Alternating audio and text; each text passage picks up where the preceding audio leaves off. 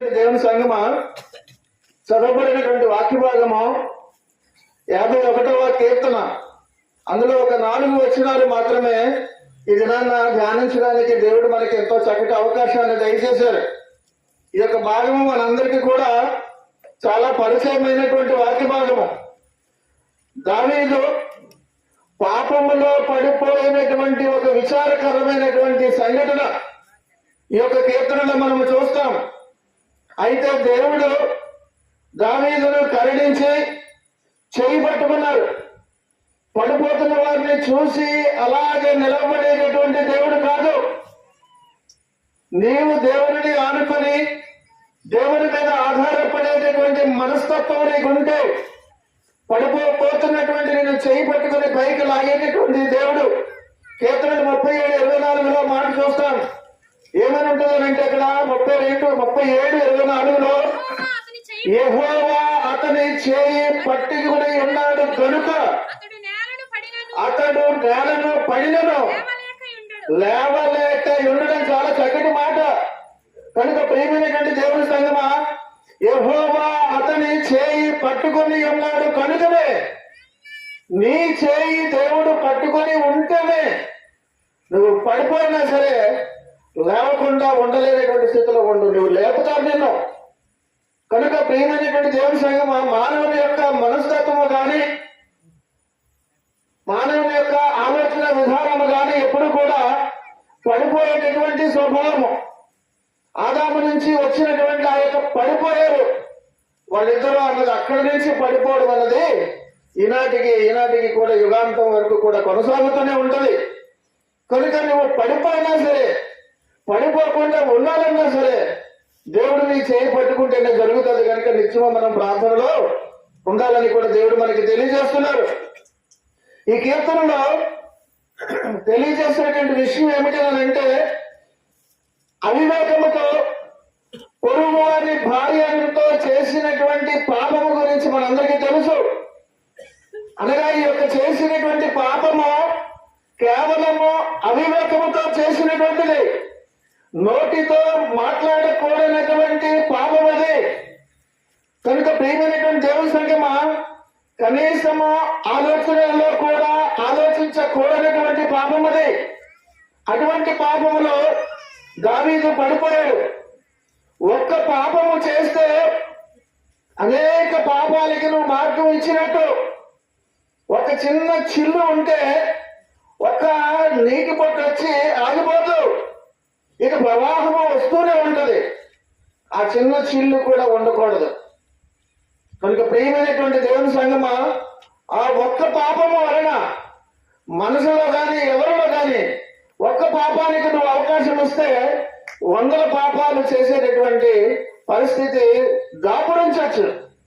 కనుక పాపముల విషయంలో నీకు జాగ్రత్తగా ఉండడానికి దేవుడిచ్చినటువంటి ఆయుధము ప్రార్థన. దేవునికి ఎత్తు సన్నిహితంగా ఎప్పుడు కూడా ఉండాలని కూడా దేవుడు మనకి తెలియజేస్తున్నారు. కనుక ప్రియమైనటువంటి దేవుని సంగమా, దావీదుని వీధిలో పెట్టడానికి కథ చెప్పుకోవట్లేదు. దావీదులాగా నువ్వు నేను కూడా వీధిలో పడకూడదని చెబుతున్నటువంటి హెచ్చరికది. కనుక ఈ దినాన్న ప్రతిదినము కూడా దేవుడు మనతో మాట్లాడుతున్నవన్నీ కూడా హెచ్చరికలు. నిన్ను నువ్వు సరి చేసుకుంటావని, నన్ను నేను సరి చేసుకుంటానని, ఆధ్యాత్మికంగా బలపడతామని దేవుడు మనందరితో కూడా మాట్లాడుతున్నటువంటి అతి పరిశుద్ధమైనటువంటి జీవగ్రంథమైన మాటలు, కాకమ్మతలు కావివి. కనుక ప్రియమైనటువంటి దేవుని సంగమా, కొరింథీయులకు రాసినటువంటి 2వ పత్రిక 10వ అధ్యాయంలో 12వ వచనంలో ఒక మాట ఉంటుంది. తాను నిలుచుచున్నానని తలంచుకున్నవాడు పడకుండానట్లు జాగ్రత్త పడవాలన్న చాలా మందికి అహంకారం ఉంటుంది. నన్నెవరు పడవట్లేరు, నాకు అన్ని జ్ఞానము తెలుసు, నేను నిలబడ్డానంటే నాకు అన్ని తెలుసు, నువ్వు నాకు చెప్పేది అని అనుకుంటారు. కానీ అలాగనుకున్న వాళ్ళ గురించి చెబుతున్నటువంటి మాట ఏమిటంటే, తాను నిలుచుచున్నానని తలంచుకున్నవాడు పడకుండానట్లు జాగ్రత్త పడాలి. ఎప్పుడూ కూడా మనము జాగ్రత్తగా ఉండాలి. మన యొక్క ఆధ్యాత్మికమైన విషయాల్లో పైకి శరీరము కనిపించిన లోపల అంతరంగంలో జరుగుతున్నటువంటి గందరగోళం నీకు దేవునికి తెలుసు. కాబట్టి దాని విషయంలో ఎప్పుడు కూడా జాగ్రత్తగా ఉండాలని ఇది నాన్న దేవుడు మనకి తెలియజేస్తున్నాడు. దావీదుకి పశ్చాత్తాపం రావడానికి గల కారణమా నాతాను యొక్క పరిచర్య. నాతాను దేవుని చేత పంపబడ్డాడు. పాపాలు ఒప్పింప చేయడానికి దేవుడు నాతానుని దావీదు దగ్గరికి పంపించడం జరిగింది. అప్పటికే ఈ యొక్క పాపము చేసి 9 నెలలు పైన అవుతుంది. కానీ ఏమీ కూడా ఎరగనట్టు, ఏమీ తెలియనట్టుగా, దేవుడికి ఒకవేళ తెలిసినా అడగలే, ఎక్కడో ఉంటారులే అన్నట్టుగా 9 నెలల పైన గడిపేశాడు. ఏ రోజు కూడా గడిపినటువంటి 9 నెలల్లో తాను ఏ రోజు కూడా పశ్చాత్తాపం రాలేదు. అయ్యో నేను ఈ పాపం చేశానే అని. మొత్తానికి 9 నెలల వరకు గడిపేశాడు. అనగా దేవుడు అవకాశం ఇస్తారు. పాపములో ఒకవేళ పొరపాటున నువ్వు ఒకవేళ పడిపోతే పశ్చాత్తాపడి దేవుని కాళ్ళు పట్టుకుంటావేమో అని చూడటానికి 1, 2, 3, 9 నెలల పైన ఇచ్చారు. అయినా సరే రాబోయేసరికి నాతాను అప్పుడు పంపించడం జరిగింది. ప్రియమైనటువంటి దేవుని యొక్క సంగమా, ఇదిలా నీ పాపాలు ఒప్పింప చేయడానికి ఎవరో ఒకరు నాతానులో వస్తారు. ఏదో ఒక వాక్యము ద్వారా దేవుడు నీతో నాతో మాట్లాడుతారు. ఎవరో నీకేమీ చెప్పకపోతే, ఎవరో నాకేమీ చెప్పకపోతే ఎలా సరి చేయబడతాం మనం? కనుక ఈ దినాల్లో దేవుడు మనతో మాట్లాడుతున్నటువంటి మాటలు ఎంతకాలం అయింది నీ యొక్క పాపముల విషయం అని 9 నెలల 90 నెలల ఆలోచించుకోవాలి. మన యొక్క ఆధ్యాత్మిక జీవితము పడిపోయిన స్థితిలో నుంచి లేచిపోయిందా? దేవుని పాదాలు పట్టుకొని కడగబడ్డావా? లేదా ఇంకా అదే స్థితిలో ఉంటున్నావా అని మనందరం కూడా ఆత్మ పరిశీలన చేసుకోవాలి. కనుక ప్రియమైనటువంటి దేవుని సంగమా, నాతాను దావీదుకి చెబుతున్నాడు. కనుక ఈ దినాన్న దేవుడు నాతాను ఇలాగా పడిపోయినటువంటి వారిని ఎవరో ద్వారా వాళ్ళని బయటికి రావడం గురించే దేవుడు పంపిస్తారు. వాళ్ళు అలాగే ఉంచడానికి కాదు. కాబట్టి ఎవరైనా సరే, దావీదైనా సాధారణమైనటువంటి మనిషి అయినా సరే, పాపంలో పడిపోయిన వ్యక్తిని లేవడేయడానికి దేవుడు ఎవరినో ఒకరు లేవదీస్తారు. ఎవరో ఒకరి ద్వారా పంపించి అనేక ప్రయత్నాలు దేవుడు చేస్తారు. 1, 2, 3, 4 ఎన్నో ప్రయత్నాలు దేవుడు చేస్తూనే ఉంటారు. ఎందుకనంటే మనకి హెచ్చరిక చేసి వాళ్ళు ఉండడం కూడా తైలాభిషేకంతో సమానం అంటున్నాడు. కీర్తనం 141లో చక్కటి మాట ఉంటుంది. 5వ వచనం, కీర్తనలు 141:5 చూద్దామా. నీతిమంతులు నన్ను కొట్టుట నాకు ఉపకారము, వారు నన్ను గద్దించుట నాకు తైలాభిషేకం. చాలండి. కనుక నీతిమంతులు నన్ను కొట్టుట నాకు ఉపకారమే. నాకు మంచి చెడ్డ చెప్పేవాడు లేకే నేను ఇలా తయారైపోయానని నువ్వు ఏడవకూడదని ఎవరో ఒకరి ద్వారా నీకు హెచ్చరికలు ఇస్తుంటారు. ఎవరో ఒకరి ద్వారా నీకు వర్తమానము పంపిస్తూనే ఉంటారు. అది తీసుకోవడము తీసుకోకపోవడం నీ విజ్ఞతగా వదిలేస్తారు. కనుక ప్రియమైనటువంటి దేవుని సంగమా, అందుకనే నీతిమంతులు నన్ను కొట్టుట నాకు ఉపకారము, వారు నన్ను గద్దించుట నాకు తైలాభిషేకంతో సమానం అని అంటున్నాడు. కనుక ఈ దినాన్న నాతాను దావీదుకి చెబుతున్నాడు. నాతాను మాటలకు అన్నిటికీ కూడా దావీదు నువ్వెవడో నాకు చెప్పడానికి అనలేదు. నువ్వు నాకు చెప్పేదండి, నువ్వు ఉండవలసిన స్థానంలో నువ్వు ఉండవు, నేను రాజునే అనలేదు. నాతాను చెప్పినటువంటి మాటలకి ఆత్మ పరిశీలన వెంటనే చేసుకున్నాడు. పశ్చాత్తాపడ్డాడు. పాపాలని దేవుడి దగ్గర ఒప్పుకున్నాడు. అలా ఒప్పుకొని తన ఆత్మలో ఉన్నటువంటి ఆవేదన అంతటిని కూడా దేవుని యొక్క పాదాల దగ్గర కుమ్మరించాడు. కనుక ప్రియమైనటువంటి దేవుని సంగమా, నీవు నేను కూడా చేయవలసింది అదే. నీలో ఏదైతే పాపం ఉందో, ఒక చిన్న అబద్ధమైన, ఒక చిన్న దొంగతనమైన, ఒక చిన్న మాటైనా, చిన్న గొడవలు పెట్టినటువంటి విషయమైనా, ఏదైనా సరే పాపమే. కనుక అది నువ్వు దేవుని దగ్గర ఒప్పుకొని పశ్చాత్తాపడి నీ ఆత్మ ద్వారా అన్ని కూడా దేవుని యొక్క పాదాల దగ్గర కుమ్మరించాలి. ఎప్పటికీ నీ యొక్క పాపము ప్రక్షాళన చేయబడితేనే నీ హృదయం శుద్ధి అవుతుంది. కనుక ఈ దినాన్న దావీదు కూడా నాతాను యొక్క మాటలకు ఎంతగానో పశ్చాత్తాపడ్డాడు. తన యొక్క ప్రార్థనలో దేవుని యొక్క కృప కొరకు వెంపలాడాడు. దేవా నన్ను కరుణించు, దేవా నాకు దయ చూపించు, నేను ఇంతవరకు కూడా దాచిపెట్టి ఉంచి ఇక ఎవరికి తెలియదులే అని ఉంచేద్దాం అనుకున్నాను. కానీ నువ్వు నాతాన్ని పంపించి చెప్పేసరికి నా గురించే నేను మారాలనే, నా తప్పు నేను ఒప్పుకోవాలనే నాకు నువ్వు చెప్పించేవని నాకు అర్థమైంది. అతను మాట్లాడుతుంటే నా గుండె నాలో కరిగిపోతుంది, పశ్చాత్తాపంతో నా కన్నీళ్లు వస్తున్నాయి అని వెంటనే పాదాల దగ్గర ఒప్పుకొని ప్రాయశ్చిత్తము కొరకు దయ కొరకు వెంపర్లాడాడు దేవుని దగ్గర దావీదు. కనుక ప్రియమైనటువంటి దేవుని సంగమా, ఈ జీవితంలో వెనక పడిపోయినటువంటి సంఘటనలు కానీ జాడి పడిపోయినటువంటి వారికి గాయాన్ని కట్టేవాడు కూడా మన ప్రభు అయినటువంటి యేసుక్రీస్తే. నీ గాయాన్ని చూసి రేపేటటువంటిది సాతానుడు. నీ గాయం అలాగే ఉంటే అసమానం నువ్వు డాక్టర్ దగ్గరికి వెళ్తావు. నీ గాయం మారిపోతే డాక్టర్ దగ్గరికి వెళ్ళవు. కాబట్టి సాతానుడు నీ గాయాన్ని అలాగే ఉంచుతాడు. నువ్వు అప్పుడు కూడా డాక్టర్ అనేటటువంటి సాతాను దగ్గరికి వస్తూ ఉండాలని. కనుక ప్రియమైనటువంటి దేవుని సంగమా, మన ప్రభు అయినటువంటి యేసుక్రీస్తు అయితే నీ గాయాన్ని ఎప్పుడు వెంటనే ఎలాగ మాన్పాలని చూసేటటువంటి కరుణగల దేవుడు మనకి. కనుక ప్రియమైనటువంటి దేవుని సంగమా, నిజంగా పశ్చాత్తాప పడాలని ఆలోచన ఉన్నవారు సిగ్గుపడాలి. పశ్చాత్తాపడాలనే ఆలోచన ఎవరికి ఉంటుందో వారు సిగ్గుపడకుండా దేవుని దగ్గర ప్రతి పాపాన్ని కూడా ఒప్పుకుంటారు. ప్రియమైనటువంటి దేవుని యొక్క సంగమా, కాబట్టి ఇతరులను కూడా వారి యొక్క సాక్ష్యం ద్వారా, వారి పశ్చాత్తాపడినటువంటి దాని ద్వారా పొందుకునేటువంటి జీవితం ద్వారా ఇతరులు పశ్చాత్తాపడడానికి కారకులు అవుతారు. దావీదులాగా, ఈనాడులాగా. కనుక ఈ దినాన్న దావీదు ద్వారా మన అందరితో కూడా పరిశుద్ధాత్మ దేవుడు మాట్లాడుతున్నారు. లూకాసు వార్త 22వ అధ్యాయము 32లో ఒక మాట ఉంటుంది. 22:32 చూద్దామా?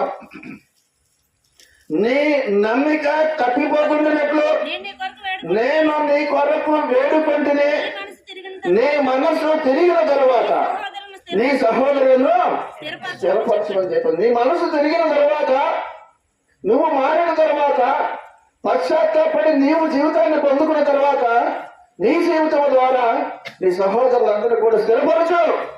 నీతోటే నీవే అంతమైపోవడం కాదు, నీ సాక్ష్యం ద్వారా, నీ జీవితం ద్వారా అనేక మందిని స్థిరపరిచేటటువంటి సజీవమైనటువంటి సాక్ష్యం మనం కలిగి ఉండాలి. అదే దినాన్ని దేవుడు మనతో మాట్లాడుతున్నారు. కాబట్టి దావీదు యొక్క వినయపూర్వకమైనటువంటి విన్నపము ఇక్కడ ఏంటో ఒకసారి చూద్దామా? 51వ కీర్తనలో 1-2 చూద్దామా? దేవా నీ కృప చొప్పున నన్ను కరుణింపుము, నీ వాత్సల్య బాహుళ్యము చొప్పున నా అతిక్రమములను తుడిచివేయము, నా దోషము పోవునట్లు నన్ను బాగుగా కడుగుము అని అంటున్నాడు. ఇక్కడ యేసు సుంకరి నోట్లో కూడా ప్రార్థించారు. అనగా ఏదైనా ఒక ఉపమానము యేసుక్రీస్తు వారు చెప్పారు అని అంటే ఆ ఉపమానంలో ఎవరి గురించైనా, ఒక తప్పిపోయిన కుమారుడు అవ్వచ్చు, సుంకరి అవ్వచ్చు, వాడు ఇలాగ అన్నాడు అని యేసుక్రీస్తు వారు ఉపమానం చెప్తారని అంటే వాడి నోటిలో నుంచి పలికించినటువంటి మాట పరలోకపు మాట అని అర్థం. ఎందుకు ఈ మాట జ్ఞాపకం చేస్తున్నానంటే, సుంకరి నోటులో వచ్చినటువంటి ఆ ప్రార్థనని ఈ జనాన్ని మనకి జ్ఞాపకం చేస్తున్నారు. ఏమనంటే అక్కడ చూద్దామా? లూకాసు వార్త 18:13లో అయితే సుంకరి దూరముగా నిలుచుండి ఆకాశము వైపు కన్నులెత్తుటకైనను ధైర్యము చాలక రొమ్ము కొట్టుకొనొచ్చు, దేవా పాపినైన నన్ను కరుణించమని. సరే, కనుక యేసుక్రీస్తు వారు సుంకరి ఇలా ప్రార్థన చేశాడు అని ఎందుకు చెప్పారని అంటే, నువ్వు నేను అలా ప్రార్థన చేయాలని అర్థం. సుంకరి నోట్లో ఉంచినటువంటి ప్రార్థన గ్రహించాడు కనుక దావీదు ప్రవక్త అయినటువంటి వాడు వెంటనే అటువంటి ప్రార్థన చేశాడు. మనకి దేవుని నోట్లో నుంచి వచ్చినటువంటి కథ రూపంలో, ఉపమాన రూపంలో ఇలా చేశాడు అని అంటే నువ్వు అలా చెయ్యాలని అర్థం. కాబట్టి సుంకరి నోట్లో వచ్చినటువంటి ప్రార్థన ప్రకారముగా ఆకాశము వైపు కన్నులెత్తుటకైనను ధైర్యము చాలక గుండె కొట్టుకొనిచ్చు, దేవా పాపినైన నన్ను కరుణించమని పలికాను అంటున్నాడు. ప్రియమైనటువంటి దేవుని సంగమా, ఇలా ఉండాలి నీ ప్రార్థన. ఎప్పుడైనా ఇలా ప్రార్థన చేసావా? పశ్చాత్తాపంతో ఈ విధముగా నువ్వు ఎప్పుడైనా శంకరులాగా ప్రార్థన చేసావా? చెయ్యకపోతే నీ పాపము ఎలాగ ప్రక్షాళన అవుతుంది? నువ్వు అలా ప్రార్థన చేయకపోతే ఎలాగ నీ పాపాలు క్షమించబడతాయి అనుకుంటున్నావు? స్టైల్ గా కుర్చీలో కూర్చొని ప్రార్థన చేస్తే నీ పాపాలు క్షమించబడతాయా? ఆ పక్కన ఉన్నవాడు అలాగే కదా ప్రార్థన చేశాడు, నేను వీడిలాగా కాకుండా అని అనలేదా? అలా కాదు, ఇలా చేయాలని ఎందుకు యేసుక్రీస్తు వారు శంకరు యొక్క నోట్లో ఉంచిన ప్రార్థనని దినాన్ని జ్ఞాపకం చేస్తున్నారని అంటే, నువ్వు నేను అటువంటి అనుభవానికి రావాలి. కనుక ప్రియమైనటువంటి దేవుని సంగమా, ఈ దినాన్న పశ్చాత్తాప పడ్డం అంటే అది అనుభవపూర్వకంగా వచ్చేదే కానీ ఒకడు చెప్తే వచ్చేటటువంటిది కాదది. నీ మనసులో నీలో రావాల్సినటువంటి ఆత్మ పరిశీలన ద్వారా వచ్చేటటువంటి క్రియది. కనుక ఈ దినాన్న పాపం గురించి ప్రతి ఒక్కరి గురించి ఈ దినాన్న మనతో పరిశుద్ధాత్మ దేవుడు నీతో నాతో మాట్లాడుతున్నారు. కాబట్టి దావీదు చాలా మంచోడు, ఎన్నో గొప్ప గొప్ప పనులు చేశాడు, ఎందరికో బ్రతుకు పెట్టాడు, ఎంతో మందిని పోషిస్తున్నాడు. ఒక మహారాజు, తన కింద ఉన్న వాళ్ళందరికీ కూడా తను భోజనం పెట్టగలిగే స్తోమత మంచితనము కూడా ఉన్నటువంటి వాడు. కాబట్టి ఎంతో మంది ఇటువంటిది చేసిన పాపము చేసిన వాడిని క్షమించబడడానికి అది ఒక కొలమానముగా ఎప్పుడు కూడా పనిచేయదు.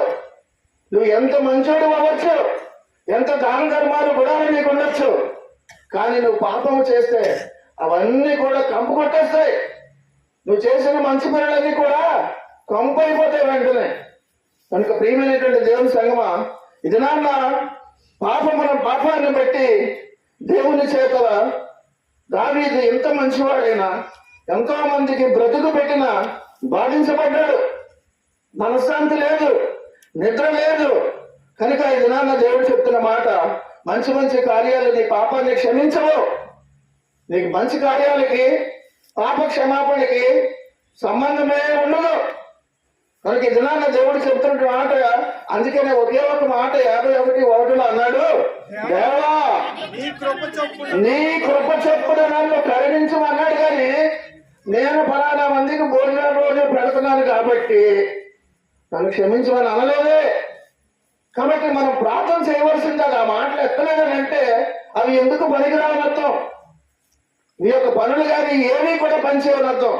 నువ్వు ఎంతో మందికి ప్రాణమే ఇచ్చవచ్చు, ప్రాణదానమే చేసేయచ్చు, అయినా సరే నీ పాపాలు క్షమించడానికి అదేమీ కూడా ఎందుకు పనిచేయదు. అందుకనే దావీదుకి తెలుసు కాబట్టి, దేవా నీ కృప చెప్పునే నన్ను కరుణించు, నీ వాత్సల్య బాహుళ్యము చెప్పున నా అతిక్రమములను తుడిచివేస్తున్నాడు, తీసేయట్లేదు. అంటే ఇంక ఉండకూడదు, బ్లాక్అవుట్ అంటున్నాడు. కనుక దినాన్న దేవుని దగ్గర ఒప్పుకున్నాడు, దేవా నేను చాలా అసహ్యకరమైనటువంటి పాపాలు చేశాను, నేను చెడ్డవాడిని, నిందార్హమైనటువంటి వాడిని, నిందలన్నీ కూడా పొందుకోవడానికి అర్హుడిని నేను, ఘోరమైనటువంటి పాపని దేవ, కనుక నీ కృప చొప్పున నన్ను కరుణించమని దినాన్న ప్రార్థన చేస్తున్నాడు. ఈ own himself obnoxious to God's justice. కనుక ప్రియమైనటువంటి దేవుని సంగమా, ఈ దినాన్న ఒకవేళ నీ పాపాలను బట్టి దేవుడు కానీ నిన్ను క్షమించకపోతే నీ జీవితంలో నువ్వు హెచ్చరలేవు. నీ పాపాలను క్షమించబడకపోతే నీ జీవితంలో ఒక 10 వస్తాయి, 20 పోయేటటువంటి పరిస్థితిలో ఉంటుంది.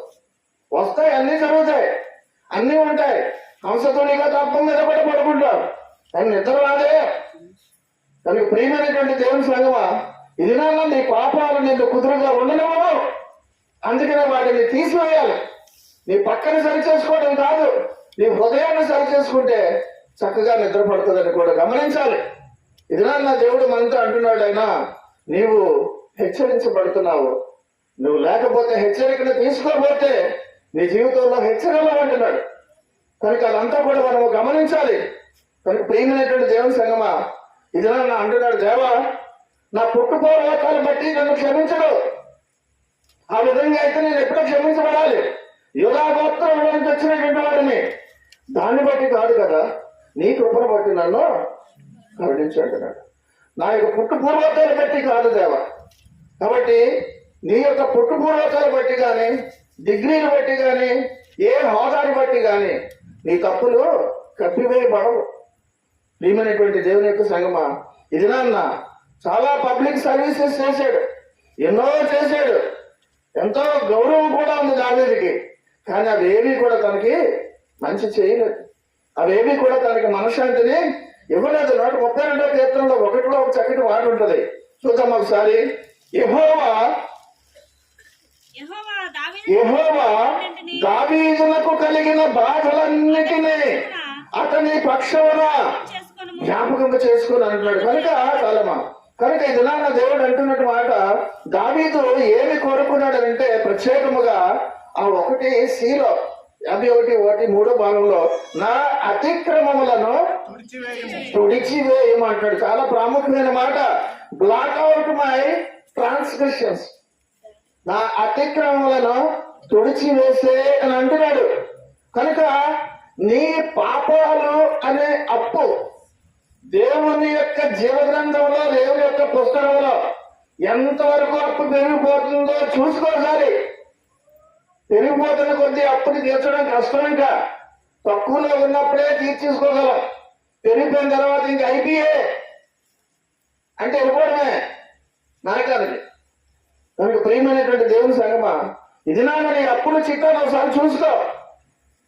రోజు కూడా 10 రాసుకుంటావు కదా, సామాన్లు ఇవాళ ఎన్ని తెచ్చారని, ఇవాళ ఎన్ని చేస్తున్నావు, ఇంకా ఎన్ని అయిపోయి ఇప్పుడు ఇది టోటల్ కూడి పీటీ వాళ్ళని పెట్టి పక్క పేజీకి ట్రాన్స్ఫర్ చేయి. అలా కూడుకుంటారా? తీర్చగలిగేటటువంటి విధంగా ఉందా అప్పు? తీర్చలేని స్థితిలో వెళ్ళిపోయిందా? ఇది నాన్న మనందరం కూడా ఆలోచించాలి. ప్రియమైనటువంటి దేవుని యొక్క సంగమా, ఇది నాన్న ఆ అప్పు, ఆ పాపం అనేటటువంటి అప్పు తుడిచివేయబడాలి. కొట్టుకెళ్ళి అంత డబ్బులు ఇచ్చేస్తే వాడు మీ పుస్తకం అవగానే ఏం చేస్తాడు? టక్కని కొట్టేస్తాడు. కొందరు అయితే వెంటనే చింపేస్తారు.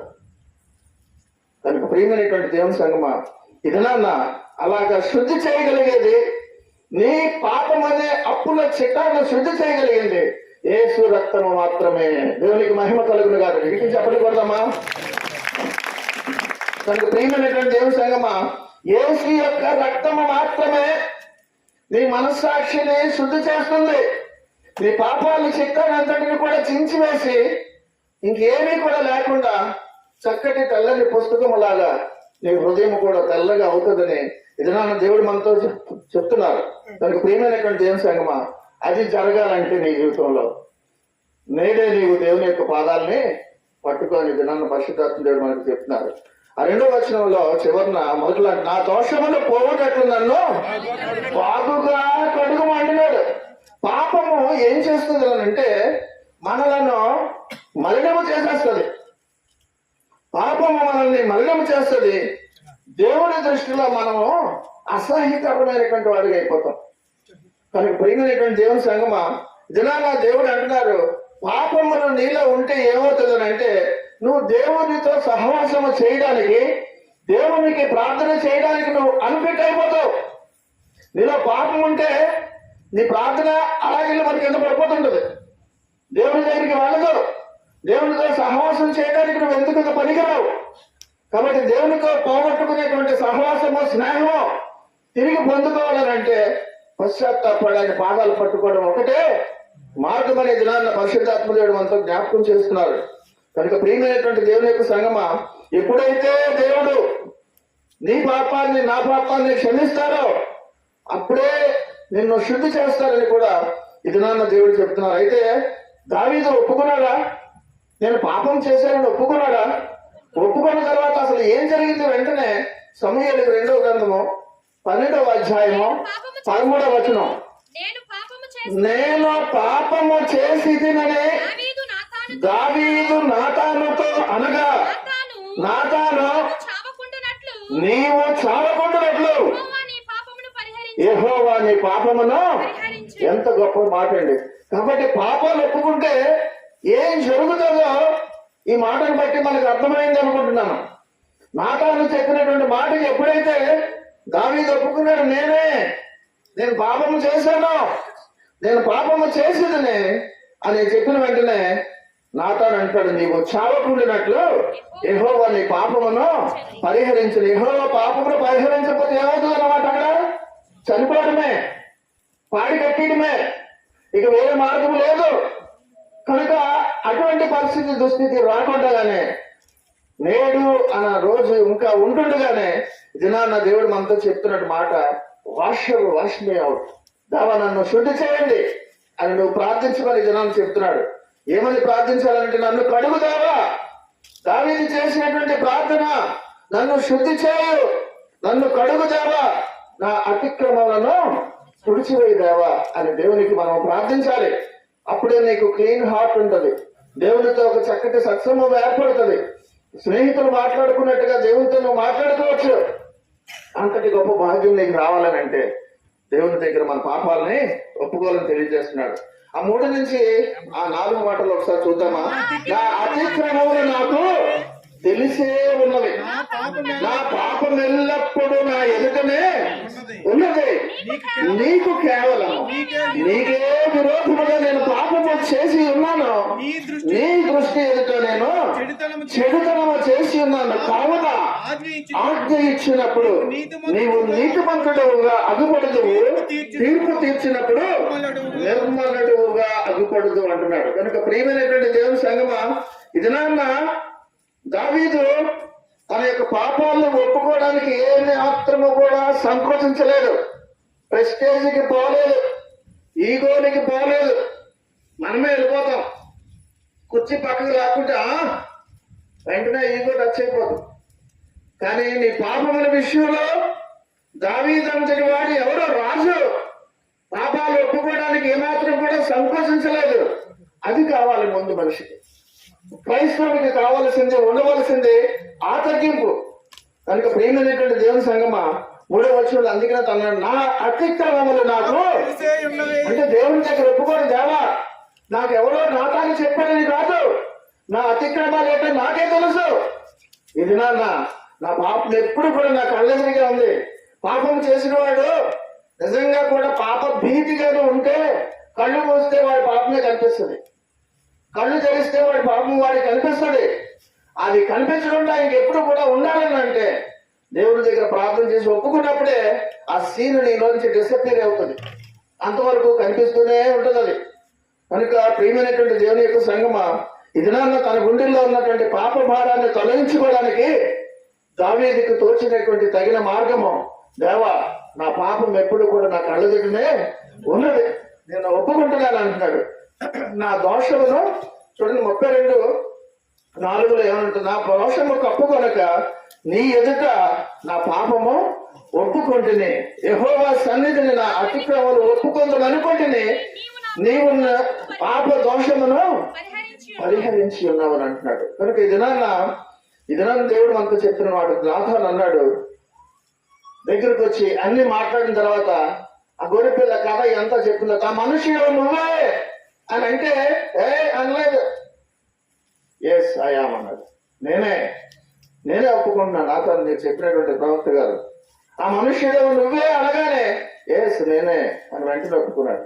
కాబట్టి నీ పాపాలను నేను హెచ్చరిస్తున్నప్పుడు నీ మనసులో కష్టమైన గుర్తుకొస్తున్నాయనంటే ఒప్పుకోని అర్థం. నువ్వు ఒప్పుకోని దేవుడు నీకు జ్ఞాపకం చేస్తున్నారు.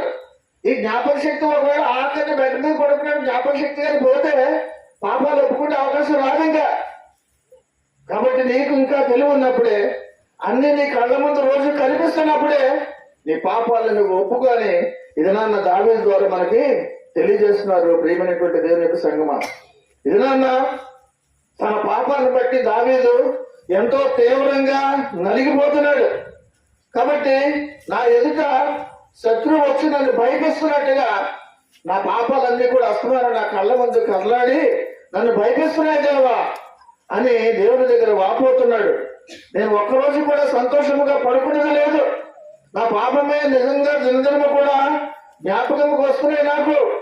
కనుక దినాన్ని అంటున్నాడు, దావీదు ఒప్పుకున్నటువంటి అసలైనటువంటి అపరాధం ఏంటో తెలుసు. 4వ వచనంలో నీకు కేవలము నీకే విరోధముగా నేను పాపము చేసి ఉన్నాను అన్న మాట అంటున్నాడు అక్కడ. కాబట్టి దావీదు ఇదిలాగా దేవుడు చెప్తున్నటువంటి మాట దావీదు యొక్క అనుభవం చెప్తున్నాడు. నాలుగు ఇంకా నీ దృష్టి ఎదుట నేను పాపము చేసి ఉన్నాను, నీ దృష్టి ఎదుట నేను చెడుతనము చేసి ఉన్నాను అని అంటున్నాడు. కాబట్టి ఈ దినం ఇందాక సుంకరి నోట్లో ఎలాగైతే ఒక ప్రార్థన నుంచి అలా నువ్వు ప్రార్థన చేయాలని ఎలా చెప్పారో తప్పిపోయినటువంటి కుమారుడి గురించి కూడా చెబుతూ ఆ యొక్క తండ్రి దగ్గరికి తిరిగి తప్పు తెలుసుకుని వచ్చిన తర్వాత ఏమని తండ్రికి ప్రార్థన చేసాడో, ఏమని విజ్ఞాపన చేసాడో అలాగే నువ్వు చెయ్యాలని తప్పిపోయిన కుమారుడి యొక్క ప్రార్థన కూడా మనకి జ్ఞాపకం చేస్తున్నారు. లోక 15:18 అంటాడు. అక్కడ ఏమని అంటాడండి, వచ్చి తండ్రి నేను పరలోకమునకు విరోధముగాను నీ ఎదుటను పాపము చేస్తానండి. కనుక నీ ప్రార్థన ఇందాక సుంకరలాగా ఇప్పుడు కూడా నీ పాపాన్ని ఒప్పుకునేటప్పుడు దేవుని యొక్క నోటిలో నుంచి ఆ యొక్క క్యారెక్టర్ ద్వారా పలికించినటువంటి మాటలతో దేవునికి నువ్వు ప్రార్థించాలి. ఏమనంటే తండ్రి నేను పరలోకమునకు విరోధముగాను నీ ఎదుటను పాపము చేసేసిన. దేవుని ఎదుట నువ్వు పాపం చేసావు, ఆయనకి సమస్తము కూడా కనిపిస్తుంది. ఆయన దృష్టికి కనిపించని సృష్టము ఒకటి కూడా లేదు. అంటే నువ్వు చేసిన పాపం, నేను చేసిన పాపం ఆయన చూస్తుండగానే చేశావు. అందుకే నా మాట్లాడాడు, నీ ఎదుటనే నేను పాపం చేశాను కాబట్టి నన్ను క్షమించమని దావీదు దేవుని అడుగుతున్నాడు. కనుక ప్రియమైనటువంటి ఏం సంగమా యోసేపు కూడా అంటాడు. ఏమని అంటాడండి అక్కడ 39 ఆదికాండము 9వ వచనంలో ఏమంటాడు అక్కడ? ఆదికాండం 39:9 చూద్దామా.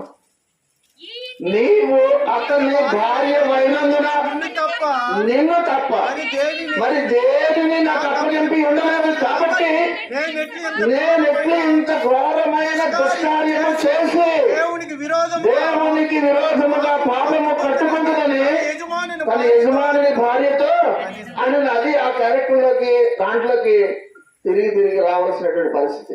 కనుక ప్రియమైనటువంటి దేవుని సంగమా ఇది నాన్న దేవుడు అంటున్నాడు మనకి రాజుగా దానికి ఎవరికి కూడా చెప్పుకోవాల్సినటువంటి అవసరం లేదు. Is not accountable to anybody. ఎవరికి కూడా లెక్క చెప్పుకోవాల్సిన అవసరం కానీ, నేను తప్పు చేశానని కానీ, లేదా దావీదుని అడిగేటటువంటి ధైర్యం కూడా ఎవరికి లేదు. అటువంటి పరిస్థితి ఉన్నా సరే దావీదు మోకాళ్ళ మీద ఉండి దేవుని దగ్గర పాదాలు పట్టుకొని పశ్చాత్తాపడ్డాడు. కనుక ప్రియమైనటువంటి దేవుని సంగమా నిన్ను ఎవరు అడగరు ఏంటి పాపం చేస్తున్నావని. వాక్యం ద్వారానో, నాథాను ద్వారానో, ఎవరి ద్వారానో నీతో మాట్లాడుతుంటారు. ఆ మాటలే చేతలేని అనుకుంటే కడవరకు కూడా నీకు అలాగే ఉంటుంది. కానీ మాటలు ఇది నా గురించేనేమో అని ఒకసారి కాకపోతే ఒకసారి కానీ ఆలోచించి మన జీవితాలు మార్చుకున్నట్లయితే మన కుటుంబాలు ఆశీర్వదించబడతాయి, సంఘము దీవించబడతారు, నీ జీవితం బాగుంటుంది. ఇంకా కూడా అత్యున్నతమైనటువంటి స్థితిలోనికి దేవుడు నిన్ను తీసుకుని వెళ్తానంటాడు. 4b అంటాడు అక్కడ నీ దృష్టి ఎదుట నేను చెడుతనము చేసి ఉన్నాను కావున నీవు నీతిమంతుడుగా కనిపిస్తుంది. కాబట్టి ఆయన ఎప్పుడు కూడా నీతిమంతుడే.